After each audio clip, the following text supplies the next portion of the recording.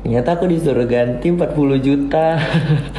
Nyerah jadi adik asuh Dr. Richard Lee, TikToker Farel Aditya kini diminta ganti rugi 40 juta rupiah. Sempat diangkat jadi adik asuh Dr. Richard Lee, TikToker asal Medan Farel Aditya kini menyerah.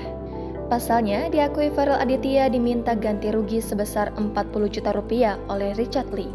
Farel Aditya tak sanggup memenuhi tantangan dari Richard Lee dan ingin mundur dari sekolah di Xaverius 1 Palembang. Farel Aditya juga tak betah dan ingin kembali ke Medan. Hal ini diungkapkan Farel Aditya melalui akun TikToknya. Keputusan Farel Aditya ini tentu sangat mengejutkan mengingat Dr. Richard Lee telah berjanji akan membiayai kuliahnya sampai selesai.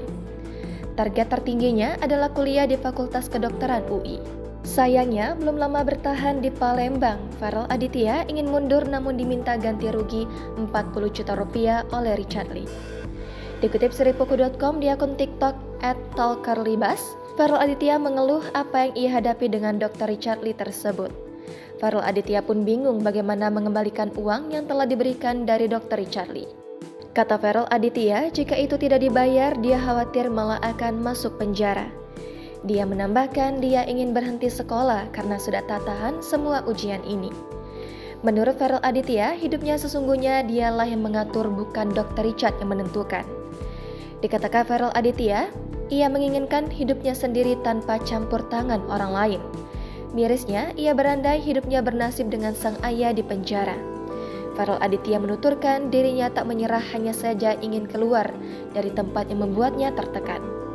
Hal mengejutkan saat Farel Aditya mau membongkar settingan hingga chat-chat sebagai bukti, namun tak bisa ia lakukan. Ternyata aku disuruh ganti 40 juta.